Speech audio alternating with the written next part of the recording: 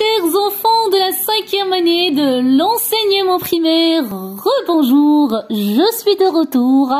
Alors dans une nouvelle vidéo, cette fois-ci, on verra notre texte de lecture, évaluation et consolidation, la page numéro 72, devoir de l'enfant, unité numéro 2. Alors, allez-y, on commence notre lecture. Les enfants ont des droits spécifiques. Ils ont également des devoirs à respecter. Parmi ces devoirs, il y a l'obéissance aux parents ou aux tuteurs, le respect des autres, le respect des règles de vie communes, que ce soit à l'école ou ailleurs, le travail en classe, la réalisation des devoirs hors classe, la prise en soin de la propreté du corps, des vêtements, de la chambre, de la maison, etc. La participation à la protection de l'environnement. Je répète, les enfants ont des droits spécifiques. Ils ont également des devoirs à respecter. Parmi ces devoirs, il y a l'obéissance aux parents ou aux tuteurs, le respect des autres, le respect des règles de vie communes, que ce soit à l'école ou ailleurs, le travail en classe, la réalisation des devoirs hors classe, la prise en soin de la propreté du corps, des vêtements, de la chambre, de la maison, etc. La participation à la protection de l'environnement. Très bien. Alors passons, chers enfants, tout de suite à la rubrique « Je comprends ».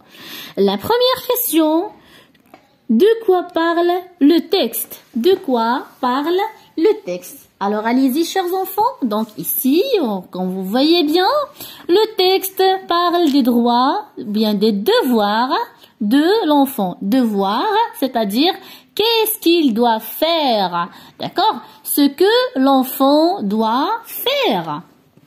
Alors, la deuxième question, combien y a-t-il de devoirs cités dans ce texte ou bien dans le texte? Alors, combien, c'est-à-dire on doit trouver combien, c'est-à-dire le nombre. Donc, comptez avec moi. 1, 2, 3, 4, 5, 6, 7.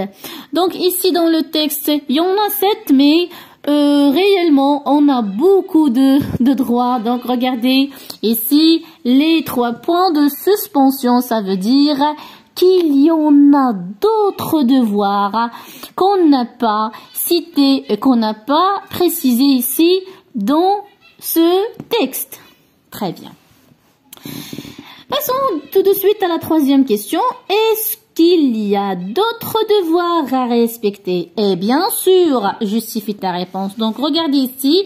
Donc, 3 points de suspension, c'est-à-dire qu'on a d'autres devoirs à respecter. Par exemple, on doit pas tricher en classe, on doit pas salir les tables, on doit pas, par exemple, chuchoter, on doit pas chuchoter en classe, on doit pas déranger le calme de la classe, on ne doit pas, par exemple, c'est-à-dire on doit lever le doigt avant de répondre. Donc on a beaucoup de devoirs, d'accord, à respecter. Donc voilà la 4e question. Quels sont les devoirs de l'enfant envers lui-même? Envers lui-même. Alors, quels sont les devoirs de l'enfant envers lui-même? Donc, comme vous voyez ici, on a ici la prise en soin de la propreté du corps, c'est-à-dire il doit être toujours propre. Ses vêtements doivent être propres. Il doit toujours prendre un tablier ou bien porter un tablier qui n'est pas bien sûr sale. Il doit toujours être propre. Son corps, il doit se laver chaque semaine par exemple ou bien 3 fois par semaine. Ça dépend de lui. Et donc voilà, donc il doit être propre. Donc ça c'est la question numéro 4. Quel est le devoir de l'enfant envers ses parents? Ici, l'obéissance aux parents ou aux tuteurs. Donc c'est-à-dire il doit faire ce que leurs parents donc il doit obéir à ses parents, c'est-à-dire il doit faire ce que leurs parents lui demandent, d'accord? S'il lui demande quelque chose, il doit le faire. S'ils disent tu fais ça, il le fait. Ne fais pas ça, il ne le fait pas. Mais bien sûr, les parents aussi doivent dire le pourquoi pour que l'enfant soit convaincu. Voilà. La question numéro 6. Quels sont les devoirs de l'enfant envers les autres? Donc voilà, le respect des autres. Il doit respecter les autres. Il ne doit pas dire les gros mots. Il doit respecter quelqu'un quand il est en train de parler.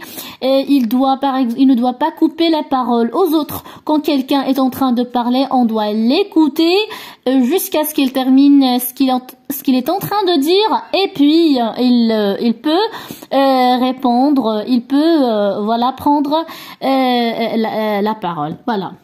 Donc passons à la question numéro 7. Quel est le devoir de l'enfant envers l'environnement? Donc l'environnement, donc la participation à la protection de l'environnement, c'est-à-dire il doit protéger son environnement. Comment ça? Il ne doit pas salir, c'est-à-dire jeter par exemple les ordures.